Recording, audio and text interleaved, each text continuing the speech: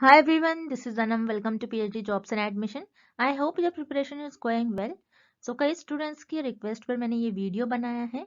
इस वीडियो में मैंने mean, variance, skewness and kurtosis पर कुछ इंपॉर्टेंट एमसीक्यूज डिस्कस करे हैं for upcoming IGNOU PhD entrance exam. ये टॉपिक डिफिकल्ट होते हैं, लेकिन इस वीडियो में मैंने इन सारे टॉपिक्स को सिंपल वे में और सिंपल लैंग्वेज में आपको समझाया है, इसलिए आप इस वीडियो को एंड तक जरूर देखिएगा. उसी के साथ साथ मैं आपको ये भी बताना चाहती हूँ कि आपके इग्नू के पीएचडी एंट्रेंस एग्जाम के लिए बहुत कम डेज रिमेनिंग है, इसलिए आपकी प्रिपरेशंस को बूस्ट करने के लिए हमने रिसर्च मेथोडोलॉजी का कंप्लीट कोर्स लॉन्च करा है in both the language Hindi as well as in English. हमारे इस कोर्स से आपको डायरेक्टली एग्जाम में क्वेश्चंस पूछे जाएंगे, ये हम गारंटी देते हैं. और हमारे जो प्रीवियस ईयर के बैच के स्टूडेंट्स थे उनको एग्जाम में डायरेक्टली इसी कंटेंट से क्वेश्चंस पूछे गए थे. हमारे इस कोर्स को ज्वाइन करने के लिए आपको इस नंबर पर हमें कांटेक्ट करना है थ्रू व्हाट्सएप ओनली, और मैसेज करने के विद इन 15 to 20 मिनट्स में आपको सारा स्टडी मटेरियल प्रोवाइड कर देंगे और हम आपको हमारे इग्नू के व्हाट्सएप ग्रुप में भी ऐड कर देंगे. So if you like my video please don't forget to subscribe my channel. Research methodology के कंटेंट में हम आपको full syllabus video lectures, full syllabus notes, mock test and 1000+ MCQs PDF provide करेंगे in both the language Hindi as well as in English. हम आपको guarantee देते हैं अगर आप हमारा ये जो रिसर्च मेथोडोलॉजी का कंटेंट फॉलो करते हो आपको कई और से रिसर्च मेथोडोलॉजी की प्रिपरेशन करने की जरूरत नहीं पड़ेगी, और रिसर्च मेथोडोलॉजी की सारी गारंटी हमारी होगी. हम आपको रिसर्च मेथोडोलॉजी के लिए प्रिपेयर करवाएंगे, और मैं आपको ये भी बताना चाहती हूँ कि आपको रिसर्च मेथोडोलॉजी को हमारे कोर्स के थ्रू कैसे प्रिपेयर करना है. कि हमारे जो नोट्स है और मॉक टेस्ट है उसको आप 1 वीक में कवर कर लीजिए, और ये जो 1000+ एमसीक्यूज पीडीएफ है ये आप आपके एग्जाम के एक दिन पहले और इवन आप आपके एग्जाम के 2 to 3 आवर्स पहले भी अगर आप इसको एक बार रीड कर चले जाते हो तो ये आपका रिवीजन का काम आ जाएगा. 1000+ एमसीक्यूज पीडीएफ में हमने रिसर्च मेथोडोलॉजी के सारे इंपॉर्टेंट क्वेश्चंस कवर करे हैं, और हम आपको गारंटी देते हैं इसी पीडीएफ से आपको एग्जाम में 10 to 12 क्वेश्चंस डायरेक्टली पूछे जाएंगे. और कई स्टूडेंट्स का हमारा फीडबैक भी है कि उनको उनके पीएचडी एंट्रेंस एग्जाम में इसी पीडीएफ से 10 to 15 क्वेश्चंस डायरेक्टली पूछे गए थे. और इसी के साथ साथ मैं आपको ये भी बताना चाहती हूँ, जैसे मैंने आपको बता दिया, रिसर्च मेथोडोलॉजी की प्रिपरेशन आप एक वीक में ही कवर कर सकते हो, ताकि आपका जो बचा हुआ टाइम है वो आप आपका सेक्शन बी जो कि आपका सब्जेक्ट स्पेसिफिक होता है उस पर स्पेंड कर सकते हो. अगर आपके पास सेक्शन बी का स्टडी मटेरियल नहीं है तो हम सेक्शन बी का भी स्टडी मटेरियल प्रोवाइड करते हैं. कोर्स को ज्वाइन करने के लिए आपको इस नंबर पर हमें कॉन्टैक्ट करना है, and fee for the course is just 499. And let's begin with the video. First question, if a set of points represent probability density, then the third central moment is Z. इस question में हमें find out करना है set of points. Set of points का मतलब होता है data, कि आपके पास जो भी डेटा है, जो भी इंफॉर्मेशन है, वो किस चीज को रिप्रेजेंट कर रहा है, प्रोबेबिलिटी डेंसिटी.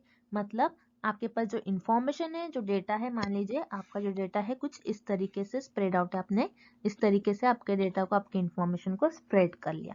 देन इस केस में आपको बताना है इस क्वेश्चन में कि थर्ड सेंट्रल मूवमेंट क्या होगा. मूवमेंट क्या होता है बेसिकली, कि आपका जो भी डिस्ट्रीब्यूशन है मूवमेंट उसको डिस्क्राइब करता है. आपका डिस्ट्रीब्यूशन कैसा है उस चीज को आपका मूवमेंट डिस्क्राइब करता है.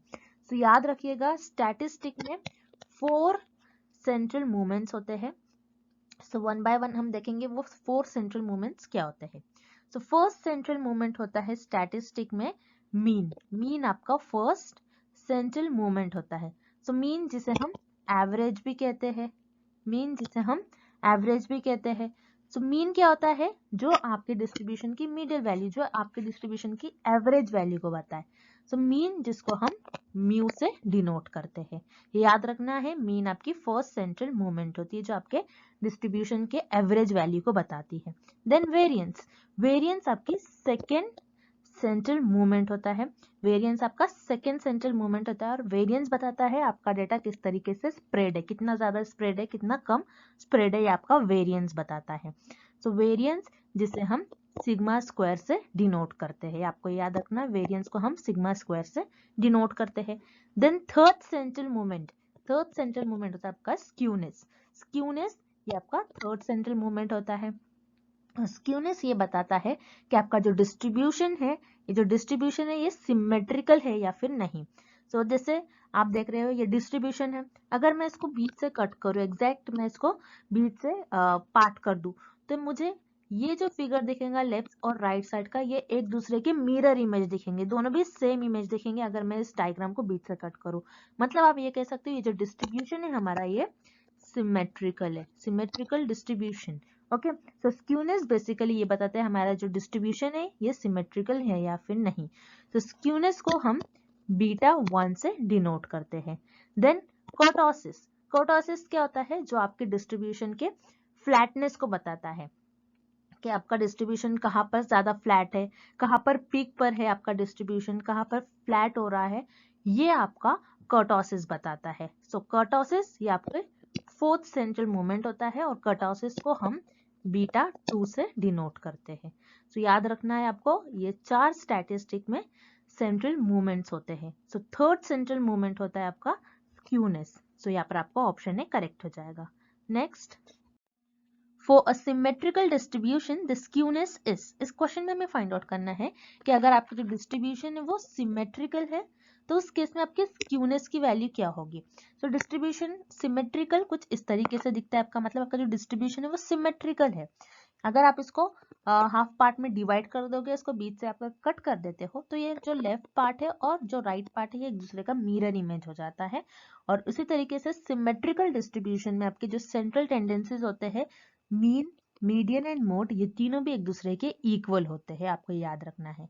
सो अगर आपका डिस्ट्रीब्यूशन सिमेट्रिकल है तो आपकी स्क्यूनेस की वैल्यू, जिससे हम स्क्यूनेस को बीटा 1 से डिनोट करते हैं, तो स्क्यूनेस बीटा 1 इक्वल टू 0 हो जाता है। स्क्यूनेस बेसिकली यही बताता है कि आपका जो डिस्ट्रीब्यूशन है वो सिमेट्रिकल है या फिर नहीं है। अगर आपका डिस्ट्रीब्यूशन सिमेट्रिकल होता है तो याद रखिएगा हमेशा आपकी जो स्क्यूनेस है, स्क्यूनेस की वैल्यू इक्वल टू 0 हो जाती है। दैट्स व्हाई आपका करेक्ट ऑप्शन हो जाएगा option B equal to 0। Next, the first three movements of a distribution about the mean x bar are 1, 4 and 0. The distribution is, इस question में हमें first three movements of distribution के values given है 1, 4 and 0 and हमें distribution बताना है कि उस केस में हमारा डिस्ट्रीब्यूशन कैसा होगा। तो डिस्ट्रीब्यूशन क्या होता है कि आपके पास जो डेटा है कुछ इस तरीके से, आपका डेटा आप क्या करते हो ग्राफ में कन्वर्ट करते हो, आप बताते हो कि हमारा डेटा कुछ इस तरीके से डिस्ट्रीब्यूटेड है। और आपका जो मूवमेंट होता है, जैसे मैंने आपको पहले भी बताया, जो मूवमेंट होता है आपके डिस्ट्रीब्यूशंस के बारे में, आपका डिस्ट्रीब्यूशन जो भी है उसको डिस्क्राइब करता है, उसके बारे में बताता है। अब जैसे हमने देखा था स्टैटिस्टिक में टोटल 4 सेंट्रल मूवमेंट होते हैं। ओके, 4 सेंट्रल मूवमेंट्स होते हैं। उसमें आपका फर्स्ट जो सेंट्रल मूवमेंट होता है वो होता है मीन, जो आपके डिस्ट्रीब्यूशन की एवरेज वैल्यू बताता है। तो यहाँ पर आपको फर्स्ट 3 मूवमेंट्स गिवन है 1, 4 एंड 0। सो फर्स्ट मूवमेंट आपका मीन होता है, इसलिए मीन की वैल्यू हो जाएगी 1। देन सेकेंड आपका सेंट्रल मूवमेंट होता है वेरिएंस। सो वेरिएंस की वैल्यू भी यहाँ पर उन्होंने दे रखी है which is 4। Then third central movement जो होता है आपका स्क्यूनेस होता है। ओके, एंड स्क्यूनेस की भी वैल्यू उन्होंने दे रखी है विच इज 0। तो आपको ये याद रखना है, जैसा हमने प्रीवियस क्वेश्चन करा था सेम क्वेश्चन है, उसी को, उस क्वेश्चन को ही इन्होंने मॉडिफाई कर कर पूछा है इस क्वेश्चन में हमें। उस क्वेश्चन में आपको बोला गया था कि आपका जो डिस्ट्रीब्यूशन है वो सिमेट्रिकल है एंड देन हमें स्क्यूनेस की वैल्यू बतानी थी। तो याद रखना है जब भी आपके स्क्यूनेस की वैल्यू 0 होती है उस केस में आपका जो डिस्ट्रीब्यूशन होता है वो सिमेट्रिकल डिस्ट्रीब्यूशन होता है। ओके, देन यहाँ पर हमें first and second central movements के भी वैल्यू गिवन थे 1 एंड 4। सो ये बस हमें कंफ्यूज करने के लिए दिया था, लेकिन जब भी आप देखते हो कि आपकी जो स्क्यूनेस है उसकी वैल्यू अगर 0 है उस केस में आपका जो डिस्ट्रीब्यूशन होगा वो सिमेट्रिकल होगा। आपको इतना याद रखना है बस। So for this question option B here is the right answer, symmetrical. So याद रखना है जब भी आपकी स्क्यूनेस की वैल्यू जो कि आपका बीटा 1 होता है, बीटा 1 अगर 0 हो गया इक्वल टू 0, देन आपका जो डिस्ट्रीब्यूशन है, आपका जो डेटा कुछ इस तरीके से स्प्रेड होता है वो सिमेट्रिकल होता है। तो यहाँ पर आपका ऑप्शन भी करेक्ट हो जाएगा, symmetrical. Next, the degree to which numerical data tend to spread out about an average value is called। इस क्वेश्चन में हमें फाइंड आउट करना है कि आपके पास जो भी न्यूमेरिकल डेटा होता है, आपके पास जो भी डेटा होता है आप उसको स्प्रेड आउट करते हैं। मतलब मान लीजिए मेरे पास कुछ डेटा है और उस डेटे को, मेरे पास कुछ इंफॉर्मेशन है, न्यूमेरिकल डेटा है, मतलब मान लीजिए किसी पॉपुलेशन है, उस पॉपुलेशन की मैंने हाइट मेजर कर ली, पर्टिकुलर पॉपुलेशन है उसकी उस पॉपुलेशन की और या फिर उस सैंपल की मैंने हाइट मेजर कर ली। हाइट मेजर करने के पास मेरे पास एक न्यूमेरिकल डेटा हो गया। देन मैं इस न्यूमेरिकल डेटा को ग्राफ में प्लॉट करूंगी, मतलब कुछ इस तरीके से मैं इसको स्प्रेड आउट करूंगी, तो कुछ इस तरीके से मुझे एक ग्राफ मिल जाएगा। तो ये बेसिकली स्प्रेड, कितना स्प्रेड है मुझे ये देखना है कि कितना ज्यादा स्प्रेड है, कितने लोगों की हाइट मैक्सिमम है, कितने लोगों की हाइट मिनिमम है, कितने लोगों की हाइट कम है। तो मैं कुछ इस तरीके से अपने डेटा को प्लॉट कर लूंगी। तो कितना स्प्रेड है मेरा डेटा, कितना ज्यादा स्प्रेड है, ये हमको कौन सा ऑप्शन बताता है। तो याद रखिएगा कि आपका जो डिस्ट्रीब्यूशन है, कितना स्प्रेड है, कितना डिस्ट्रीब्यूटेड है, कितना ज्यादा स्प्रेड है, वो आपको वेरिएंस बताता है। वेरिएंस ये आपका सेंट्रल मूवमेंट होता है, ये आपकी सेकेंड सेंट्रल मूवमेंट होता है, जो आपको बताता है कि आपका जो डिस्ट्रीब्यूशन है वो कितना स्प्रेड आउट है। तो यहाँ पर आपका ऑप्शन ही करेक्ट हो जाएगा। Then option B constants. Constant क्या होता है, जो वैल्यू फिक्स्ड हो। लेकिन वेरिएंस क्या होता है, जो यहाँ पर क्या बता रहा है, जो स्प्रेड आउट हो, कितना कैसा स्प्रेड आउट हो वो बता रहा है। कांस्टेंट तो हर बार कांस्टेंट रुकी हुई चीज को हम कहते हैं कांस्टेंट, तो ऑब्वियसली यहाँ पर आपका ऑप्शन भी इनकरेक्ट हो जाएगा। Then option C skewness. Skewness क्या बताता है कि आपका जो डिस्ट्रीब्यूशन है वो सिमेट्रिकल है या फिर नहीं है। स्क्यूनेस ये नहीं बताता है कि आपका जो डेटा है वो किस तरीके से स्प्रेड आउट है। तो यहाँ पर आपका ऑप्शन सी भी इनकरेक्ट हो गया। Then option D kurtosis. Kurtosis क्या बताता है, आपके डेटा की फ्लैटनेस, कहाँ पर आपका डेटा फ्लैट है, कहाँ पर आपका डेटा पीक पर जा रहा है, ये आपका कर्टोसिस बताता है। लेकिन कर्टोसिस ये नहीं बताता है कि आपका डेटा कितना स्प्रेड आउट है। सो यहाँ पर आपका ऑप्शन डी भी इनकरेक्ट हो जाएगा। सो आपका जो डेटा होता है वो कितना स्प्रेड आउट है, कितना कम स्प्रेड है, कितना ज्यादा स्प्रेड है, वो आपका बताता है वेरिएंस। सो यहाँ पर आपका करेक्ट ऑप्शन हो जाएगा variance, and this is the definition of variance. Next, if the distribution is negatively skewed then the. इस क्वेश्चन में हमें फाइंड आउट करना है कि अगर आपका जो डिस्ट्रीब्यूशन है वो नेगेटिवली स्क्यूड होता है तो उस केस में आपका कौन सा ऑप्शन करेक्ट हो जाएगा। तो आपको ये डायग्राम के थ्रू देखना है कि पॉजिटिव स्क्यूड क्या होता है और नेगेटिव स्क्यूड क्या होता है। जैसे कि मैंने आपको बताया, स्क्यूनेस ये बताता है आपका जो डिस्ट्रीब्यूशन है वो सिमेट्रिकल है या फिर नहीं। तो अगर आपका जो डिस्ट्रीब्यूशन है वो सिमेट्रिकल होता है तो आपके स्क्यूनेस की वैल्यू 0 होती है, एंड उस केस में आपका जो मीन, मीडियन एंड मोड होता है वो इक्वल होता है। एंड ये भी बात याद रखनी है, आपकी स्क्यूनेस जिसको हम बीटा 1 से डिनोट करते हैं वो इक्वल टू 0 हो जाता है। देन पॉजिटिव स्क्यूनेस क्या होता है, पॉजिटिव स्क्यू क्या होता है, जिसमें आपका जो ग्राफ है वो लेफ्ट साइड में टिल्टेड होता है, आपकी जो टेल है ये लेफ्ट साइड में टिल्टेड होती है। एंड देन नेगेटिव स्क्यू क्या होता है, क्योंकि हमें इस क्वेश्चन में नेगेटिवली स्क्यूड के बारे में पूछ रहा है तो हम नेगेटिवली स्क्यूड को ज्यादा फोकस करेंगे। तो नेगेटिव स्क्यू क्या होता है, जिसमें आपका जो ग्राफ है उसकी टेल राइट साइड में टिल्टेड होती है। तो आपको ये देखना है आपका जो ग्राफ है वो ज्यादातर राइट साइड में टिल्टेड होता है, तो उससे हम कहते हैं नेगेटिव स्क्यूड। अब इस डायग्राम को हम रिफर करेंगे एंड देन ये क्वेश्चन को हम सॉल्व करेंगे। तो फर्स्ट ऑप्शन आपको बता रहा है कि mean is more than mode. Okay, mean ज्यादा है मोड से, लेकिन हम इस डायग्राम में देख रहे हैं तो सब में छोटा मीन है। देन मीन से थोड़ी बड़ी वैल्यू आपकी मीडियन की होगी, एंड देन सबसे बड़ा आपकी मोड की वैल्यू होगी। लेकिन आपको ऑप्शन ये बता रहा है कि mean is more than mode, लेकिन ऐसा नहीं है, मीन सबसे छोटा है, इसलिए यहाँ पर आपका ऑप्शन है इनकरेक्ट हो जाएगा। Then option B median is at right to the mode. तो मीडियन का है आपके मोड के राइट में नहीं प्रेजेंट है, बल्कि आपके मोड के लेफ्ट में आपका मीडियन प्रेजेंट है, तो ये ऑप्शन भी इनकरेक्ट हो जाएगा। देन हम ऑप्शन डी देखते हैं, mean is at the right to the median. तो मीन आपके मीडियन के राइट में है, ये ऑप्शन बता रहा है, लेकिन नहीं, हम देख रहे हैं इस डायग्राम में मीन आपके मीडियन के लेफ्ट में प्रेजेंट है, ना कि राइट में। तो यहाँ पर आपका ऑप्शन डी भी इनकरेक्ट हो जाएगा। देन ऑप्शन सी हम देखेंगे, mean is less than mode. तो यस, मीन आपका जो मीन है वो मोड से लेस है और मीडियन से भी लेस है। सो इस ऑप्शन में आपको बता रहा है मीन आपका लेस है मोड से। सो यहाँ पर आपका ऑप्शन सी करेक्ट हो जाएगा। सो नेगेटिव स्क्यू के लिए आपको ये रिलेशन याद रखना है कि मीन सबसे छोटा होता है, देन उससे बड़ा होता है आपका मीडियन, देन सबसे बड़ा होता है आपका मोड। तो ये आपका नेगेटिव स्क्यू का रिलेशन होता है मीन, मीडियन एंड मोड में। सबसे छोटा आपका मीन होता है, देन मीडियन होता है, एंड देन लास्ट आपकी सबसे ज्यादा वैल्यू मोड की हो जाएगी फॉर नेगेटिवली स्क्यूड। सो यहाँ पर आपका करेक्ट ऑप्शन हो जाएगा option C, mean is less than mode. ये ऑप्शन आपका राइट हो जाएगा। Next, For frequency distribution of a variable x, mean is equals to 32, median is equals to 30. The distribution is, इस क्वेश्चन में हमें mean की वैल्यू गिवन है which is 32, median की गिवन है 30 एंड हमें डिस्ट्रीब्यूशन फाइंड आउट करना है कि डिस्ट्रीब्यूशन हमारा उस केस में कैसा होगा, क्या हमारा डिस्ट्रीब्यूशन पॉजिटिवली स्क्यूड होगा, नेगेटिवली स्क्यूड होगा, या फिर हमारा जो डिस्ट्रीब्यूशन है वो सिमेट्रिकल होगा, हमें ये फाइंड आउट करना है। तो डिस्ट्रीब्यूशन जब भी हम देखते हैं कि कैसा डिस्ट्रीब्यूशन है, उस केस में हमें मीन, मीडियन एंड मोड ये तीनों भी सेंट्रल टेंडेंसीज की वैल्यू हमें पता होनी चाहिए। लेकिन इस क्वेश्चन में हमें मीन एंड मीडियन की ही वैल्यू गिवन है। So mean, median and mode में कुछ रिलेशन होता है, सो उस रिलेशन को फाइंड आउट करने का एक फॉर्मूला होता है। सो वो फॉर्मूला आपको याद रखना है। फॉर्मूला होगा आपका mode is equals to 3 into median minus 2 mean. So ये आपका फॉर्मूला होता है। Mode is equals to 3 into median minus 2 mean. So हमें मीडियन एंड मीन की वैल्यू गिवन है, हम वो सब्स्टिट्यूट कर देंगे। सो 3 इंटू मीडियन की वैल्यू हमें गिवन है 30 माइनस 2 इंटू मीन की वैल्यू हमें गिवन है विच इज 32।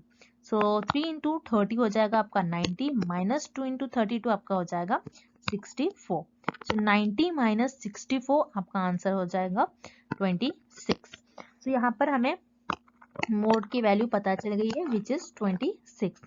सो मीन की वैल्यू आपकी है 32, मीडियन की 30 एंड मोड की 26। तो सबसे छोटी वैल्यू आप देख रहे हो आपकी मोड की सबसे छोटी वैल्यू है। पहले आपकी मोड की वैल्यू सबसे छोटी है, तो मोड आपका सबसे छोटा हो जाएगा। देन उससे बड़ी वैल्यू आपकी है मीडियन की, सो मोड से मीडियन थोड़ा बड़ा हो जाएगा। देन उस सबसे ज्यादा वैल्यू आपकी मीन की, सो मीडियन से भी बड़ा आपका मीन हो गया।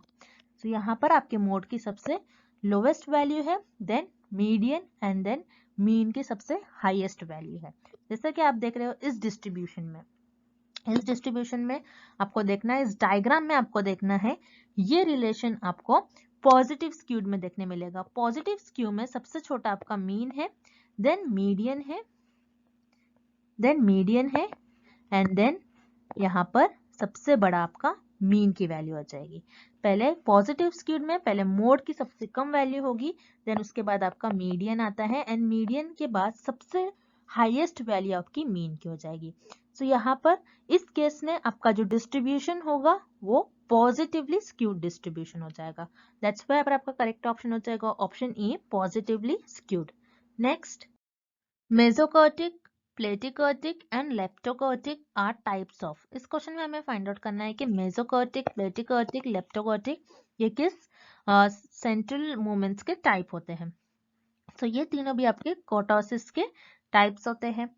अब कोर्टोसिस क्या होता है, जैसे हमने देख लिया, कोर्टोसिस आपकी फोर्थ सेंट्रल मूवमेंट होती है जिसमें आप ये बताते हो कि आपका डिस्ट्रीब्यूशन की फ्लैटनेस कैसी है, कहाँ पर आपका जो डिस्ट्रीब्यूशन है कहाँ पर ज्यादा है, कहाँ पर पीक पर जा रहा है, ये आपका कोर्टोसिस बताता है।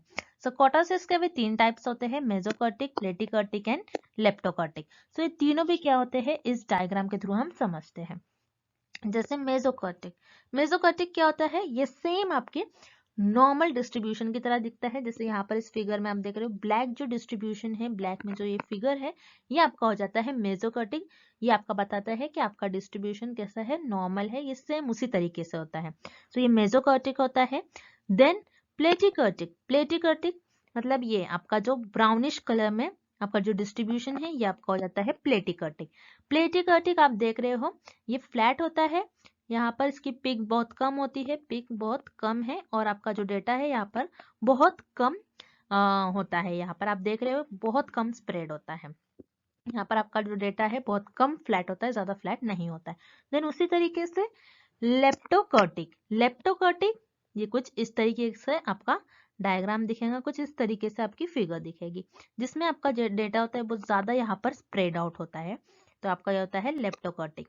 याद रखना है लेप्टोकर्टिक को आप पॉजिटिव कर्टोसिस भी कहते हैं एंड प्लेटिकर्टिक को आप नेगेटिव कर्टोसिस भी कहते हैं एंड मेसोकर्टिक को आप मेसोकर्टिक ही कहते हैं बेसिकली। यहाँ पर उसका के लिए कुछ नाम नहीं होता है, बस आपको याद रखना है लेप्टोकर्टिक में बहुत ज्यादा हाई पीक होती है, देख रहे हैं आप यहाँ पर बहुत ज्यादा हाई पीक होती है और ये आपका पॉजिटिव कोर्टोसिस भी हम कहते हैं लेप्टोकर्टोसिस को, सॉरी लेप्टोकर्टिक को एंड प्लेटिकर्टिक को हम नेगेटिव कर्टोसिस भी कहते हैं, जो बहुत ज्यादा फ्लैट होता है, कुछ इस तरीके से होता है, उसकी पीक भी बहुत कम होती है।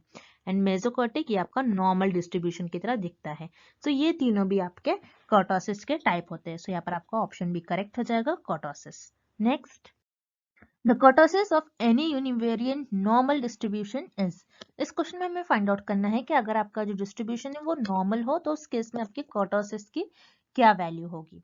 सो नॉर्मल डिस्ट्रीब्यूशन मतलब आपका डिस्ट्रीब्यूशन कुछ इस तरीके से हो, उसे हम कहते हैं नॉर्मल डिस्ट्रीब्यूशन। अगर आपका नॉर्मल डिस्ट्रीब्यूशन है जिसे हम मेसोकर्टिक भी कहते हैं, उस केस में आपकी कर्टोसिस जिसे हम बीटा 2 से डिनोट करते हैं, उसकी वैल्यू हो जाती है आपकी 3 इक्वल टू 3। याद रखिएगा, जब भी आपका डिस्ट्रीब्यूशन नॉर्मल हो मतलब कुछ इस तरीके से हो, अगर आपका डिस्ट्रीब्यूशन मेसोकर्टिक हो, उस केस में आपके कर्टोसिस यानी बीटा 2 की वैल्यू 3 हो जाती है।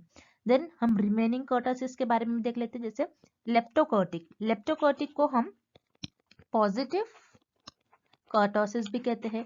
पॉजिटिव कर्टोसिस की वैल्यू और लेप्टोकर्टिक की वैल्यू हमेशा ग्रेटर देन 3 होती है, याद रखिएगा। लेप्टोकर्टिक जिसे हम पॉजिटिव कर्टोसिस भी कहते हैं, उसकी वैल्यू 3 से ग्रेटर होती है। एंड प्लेटिकर्टिक की वैल्यू हमेशा 3 से लेस होती है और मेसोकर्टिक की इक्वल टू 3 होती है। प्लेटिकर्टिक जिसे हम नेगेटिव कर्टोसिस भी कहते हैं, याद रखिएगा। पॉजिटिव कर्टोसिस की 3 से ग्रेटर देन वैल्यू, 3 से ज्यादा वैल्यू होती है आपकी पॉजिटिव कर्टोसिस की, जिसे हम लेप्टोकर्टिक भी कहते हैं। नेगेटिव कर्टोसिस जिसे हम प्लेटिकर्टिक भी कहते हैं, उसकी वैल्यू 3 से कम होती है, लेस देन 3 होती है।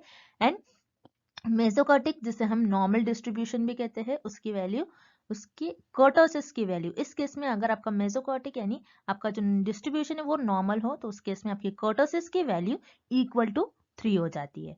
सो for this question option B here is the right answer, 3। Next, which of the following statement is or are correct regarding kurtosis of the data? इस क्वेश्चन में हमें कुछ स्टेटमेंट्स गिवन है रिलेटेड टू kurtosis और हमें find out करना है कि कौन सा स्टेटमेंट करेक्ट है। जैसे कि मैं आपको हर एक क्वेश्चंस को समझा रही हूँ with the help of diagram, तो ये सारे डायग्राम आपको एक बार अच्छे से याद कर जाना है, तो आप कभी नहीं भूलोगे ये सारे क्वेश्चंस को कैसे सॉल्व करना है। तो ये सारे कॉन्सेप्ट के लिए आपको डायग्राम मस्ट है, आपको याद ही रखना है, तभी आप ये सारे क्वेश्चंस को सॉल्व कर पाओगे। ये सारे 4 सेंट्रल मूवमेंट्स को आप याद रख पाओगे। तो जैसे कि इस क्वेश्चन में हमें कर्टोसिस के टाइप से रिलेटेड कुछ स्टेटमेंट्स गिवन है, हमें फाइंड आउट करना है कि कौन सा स्टेटमेंट करेक्ट है। So with the help of diagram हम इस क्वेश्चन को सॉल्व करते हैं। सो फर्स्ट स्टेटमेंट आपको गिवन है, positive kurtosis indicates relatively flat distribution. So positive kurtosis आप ये बता रहा है कि पॉजिटिव कर्टोसिस का जो डिस्ट्रीब्यूशन होता है वो फ्लैट होता है। तो हम इस डायग्राम में देखते हैं, पॉजिटिव कर्टोसिस किसे कहते हैं, लेप्टोकर्टिक को हम कहते हैं positive kurtosis. So positive kurtosis का जो डिस्ट्रीब्यूशन होता है वो फ्लैट नहीं होता है बल्कि पिक्ड होता है, बहुत ज्यादा हाई होता है इस पॉइंट पर, तो इसको हम कहते हैं डिस्ट्रीब्यूशन बहुत ज्यादा पिक्ड होता है आपके पॉजिटिव कर्टोसिस में, फ्लैट नहीं होता है। सो यहाँ पर आपका ऑप्शन ए इनकरेक्ट हो जाएगा। Then option B, negative kurtosis indicates a relatively peaked distribution. Negative kurtosis जिसे हम प्लेटिकर्टिक कहते हैं, ये आपका हो जाता है नेगेटिव कर्टोसिस। नेगेटिव कर्टोसिस का डिस्ट्रीब्यूशन फ्लैट होता है, ना कि पिक्ड होता है। जैसे आप देख रहे हो यहाँ पर इसका जो डिस्ट्रीब्यूशन होता है वो फ्लैट होता है, पिक्ड नहीं होता है। तो यहाँ पर आपका ऑप्शन बी भी इनकरेक्ट हो जाएगा। सो यहाँ पर आपका ऑप्शन ए भी इनकरेक्ट है, देन ऑब्वियसली आपका ऑप्शन सी भी इनकरेक्ट हो जाएगा। So here correct option is option D, none of the above. So इस क्वेश्चन में आपका एक भी स्टेटमेंट करेक्ट नहीं है। सो करेक्ट स्टेटमेंट क्या होगा, हम एक बार फिर से देख लेते हैं। पॉजिटिव कर्टोसिस जिसे हम लेप्टोकर्टिक कहते हैं, उसमें आपका डिस्ट्रीब्यूशन पिक्ड होता है, बहुत ज्यादा हाई होता है। देन प्लेटिकर्टिक जिसे हम नेगेटिव कर्टोसिस कहते हैं, नेगेटिव कर्टोसिस में आपका जो डिस्ट्रीब्यूशन होता है वो फ्लैट होता है, बहुत ज्यादा पिक नहीं होता है। और मेसोकर्टिक में आपका डिस्ट्रीब्यूशन नॉर्मल होता है, जिसमें आपके मीन, मीडियन एंड मोड ये तीनों भी वैल्यूज एक दूसरे से इक्वल होती है। सबको याद रखना है। सो for this question option D here is the right answer. Next, in symmetrical distribution q3 minus q1 is equals to 20, median is equals to 15, q3 is equal to।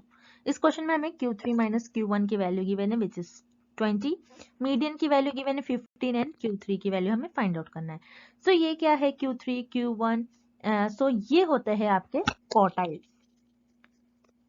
ये आपके क्वार्टाइल्स होते हैं जो आपका जो डेटा होता है उसको 4 पार्ट्स में डिवाइड करते हैं, 4 इक्वल पार्ट्स में आपके डेटा को डिवाइड करते हैं, उससे हम कहते हैं क्वार्टाइल्स। क्वार्टाइल्स बेसिकली आपके डेटा को बताता है कि आपका डेटा किस तरीके से स्प्रेड है। जैसे कि इस डायग्राम में आपको देखना है, ये आपका जो डिस्ट्रीब्यूशन है ये सिमेट्रिकल है। सिमेट्रिकल डिस्ट्रीब्यूशन में आपने क्या करा, क्वार्टाइल्स करते हैं, मतलब आपके डेटा को 4 पार्ट में आपने डिवाइड कर लिया। जैसे ये हो जाएगा आपका Q1, देन ये हो जाएगा आपका Q2 एंड ये हो जाएगा आपका Q3। तो इस तरीके से आपने आपके डेटा को 4 पार्ट्स में डिवाइड कर लिया। ये फर्स्ट पार्ट है, ये सेकेंड, ये थर्ड एंड ये लास्ट इज फोर्थ। यस, इस तरीके से आपने 4 पार्ट्स में आपके डेटा को डिवाइड कर लिया, उससे हम कहते हैं क्वार्टाइल्स। देन अब यहाँ पर आप देख रहे हो Q1 का मतलब होता है कि आपका डेटा 25% इस रीजन में लाइक कर रहा है। Q3 का मतलब होता है कि आपका जो डेटा है वो 75% इस रीजन में लाइक कर रहा है। एंड Q2 का मतलब होता है आपका डेटा कुछ इस रीजन में लाइक कर रहा है। अब इस क्वेश्चन में हमें median and Q3 minus Q1 बस इतनी ही वैल्यूज गिवन है, जो कि है 20 एंड 15। तो इस क्वेश्चन में हमें बस इन दोनों ही वैल्यू, यही दो ही वैल्यू गिवन है, मतलब इन दोनों के बीच में कुछ ना कुछ रिलेशन है। सो वो रिलेशन का आपका फॉर्मूला आपको याद होना चाहिए, जो होता है आपका इस रिलेशन का जो फॉर्मूला होता है वो होता है, दिस इज वेरी इंपॉर्टेंट, आपको फॉर्मूला याद रखना है। मीडियन का फॉर्मूला होगा इस केस में Q1 plus Q3 divided by 2। तो Q1 प्लस Q3 हमें पता नहीं है, so Q1 plus Q3 divided by 2 as it is होगा। देन मीडियन हमें पता है विच इज 15। सो यहाँ पर आपको क्रॉस मल्टीप्लाई करना है, सो Q1 प्लस Q3 आपका हो जाएगा 30, 15 इंटू 2 हो जाएगा आपका 30। सो ये आपकी इक्वेशन फर्स्ट हो गई। देन उसी तरीके से हमें क्या गिवन है इस क्वेश्चन में, Q3 माइनस Q1 की वैल्यू हमें गिवन है, Q3 माइनस Q1 की वैल्यू जो कि है 20। ये हमारी इक्वेशन 2 हो गई। सो इक्वेशन 1 एंड 2 को हम ऐड करेंगे। ओके, ऐड करने पर आपको क्या मिलेगा, यहाँ पर आपका Q1 नेगेटिव है और ये पॉजिटिव है, सो पॉजिटिव और नेगेटिव कैंसिल हो जाएंगे। Q3 यहाँ पर दोनों भी पॉजिटिव है तो ये कैंसिल नहीं करना है आपको। सो यहाँ पर Q3 2Q3 हो जाएगा इज इक्वल टू, इन दोनों को ऐड करना है, 30 प्लस 20 आपका हो जाएगा 50। So Q3 is equal to 50 upon 2। So Q3 की वैल्यू आपकी हो जाएगी 25। सो यहाँ पर आपकी जो Q3 की वैल्यू है वो है 25। दैट्स वाई आपका करेक्ट ऑप्शन हो जाएगा option A 25। And thank you for watching this video. Good luck with your preparations.